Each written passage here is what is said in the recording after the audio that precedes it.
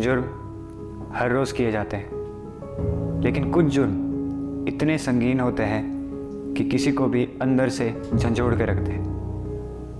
अब मान लीजिए किसी ने किसी का कत्ल किया, लेकिन कत्ल करने के बाद अगर मारने वाला मरने वाले के टुकड़े टुकड़े करके उसकी खोपड़ी निकाल कर उसके दिमाग को उबाल कर पी जाए, तो ऐसे इंसान को आप क्या कहेंगे?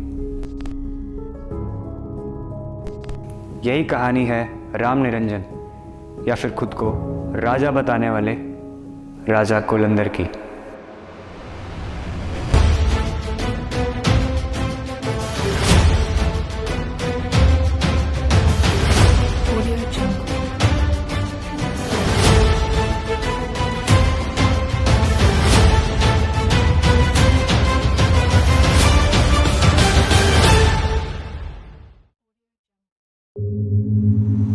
प्रयागराज या उस समय के इलाहाबाद में रहने वाले पत्रकार धीरेन्द्र सिंह, जो आज नाम के अखबार के लिए काम करते थे, अचानक लापता हो जाते हैं। इस मामले की जांच के दौरान पुलिस राजा कोलंदर और उसकी बीवी फूलन देवी के घर पहुंची। तलाशी के दौरान पुलिस को मिली एक डायरी जिस पर लिखा था राजा की डायरी। पुलिस ने जब उस डायरी के पन्ने पलटने शुरू किए तो उनके भी होश उड़ गए। उस डायरी में लिखी थी राजा कोलंदर की एक साइकोपैथिक सीरियल किलर होने की दास्तान। इस आदमखोर का नाम राजा कोलंदर। राजा कोलंदर के गुनाहों का पर्दाफाश। राजा कोलंदर कौन है? हमारे पिता का हथियार है। उसमें एक नहीं, दो नहीं, बल्कि करीब 14 लोगों के कत्ल की कहानी मिली। उसमें लिखा था कि किस तरह राजा कोलंदर लोगों का खून ही नहीं करता था, बल्कि उनके जिस्म के टुकड़े टुकड़े करके मरने वाले की खोपड़ी से दिमाग को निकालकर उसको उबाल कर उसका सूप बनाकर पी जाता था।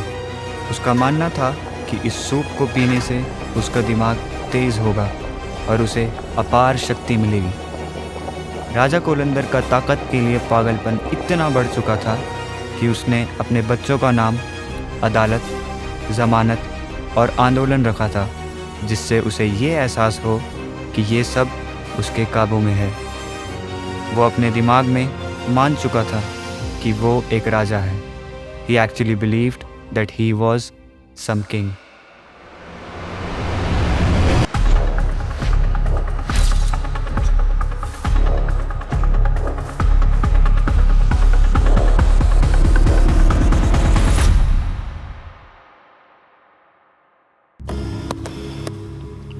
एक सीरियल किलर कोई भी हो सकता है। कोई आदमी, कोई औरत, कोई बूढ़ा या कोई छोटा बच्चा। जी हाँ, कोई छोटा बच्चा जिसकी उम्र महज 8 साल थी। We talking about the world's youngest serial killer Amarjeet Sada. Amarjeet सदा ने कुल 3 कत्ल किए थे। 7 साल की उम्र में अपना पहला कत्ल करने वाले अमरजीत सदा पर अपनी 8 महीने की छोटी बहन को मार देने का भी इल्ज़ाम था। क्या चलता होगा उस बच्चे के दिमाग में, जिससे पूछताछ करने पर उसके चेहरे पर एक शिकन तक नहीं थी तो बस एक मुस्कुराहट, जिससे ये पता चल रहा था कि उसने जो भी किया उसे ना तो उसका कोई अंदाज़ा था और ना ही दूर दूर तक कोई भी पछतावा। द डेली मिरर इस केस के ऊपर लिखते हैं कि अमरजीत के पकड़े जाने पर एक साइकोलॉजिस्ट ने उसे सैडिस्ट बताया, यानी कि कोई ऐसा इंसान जिसे दूसरों को तकलीफ़ पहुंचाकर सुकून मिलता हो।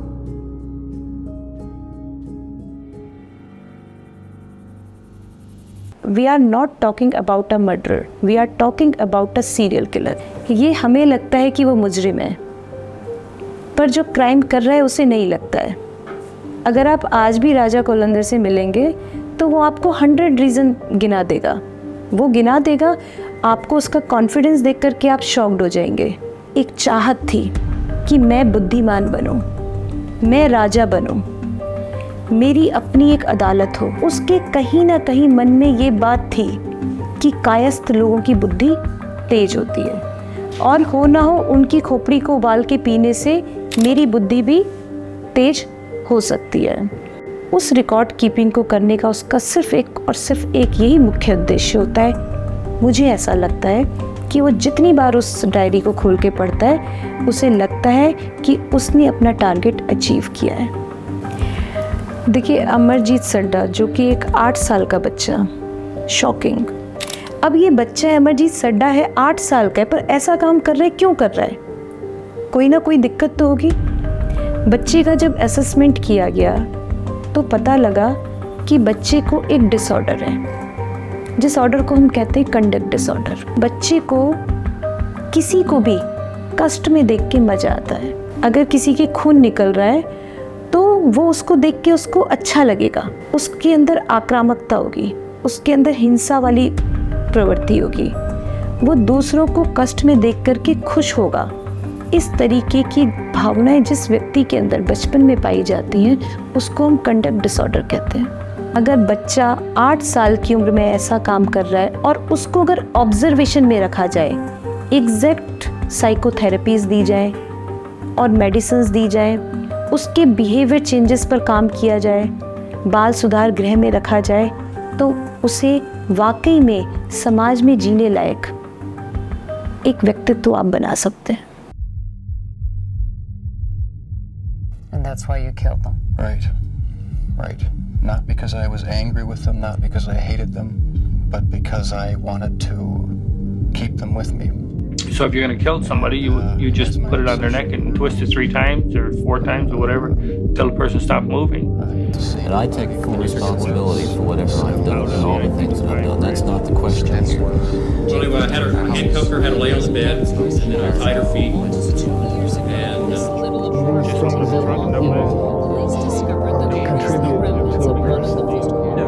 And serial killings were today sentenced to death by a court in Uttar Pradesh. The verdict against Moninder Pandher has come as a surprise for the CBI, which investigated the case.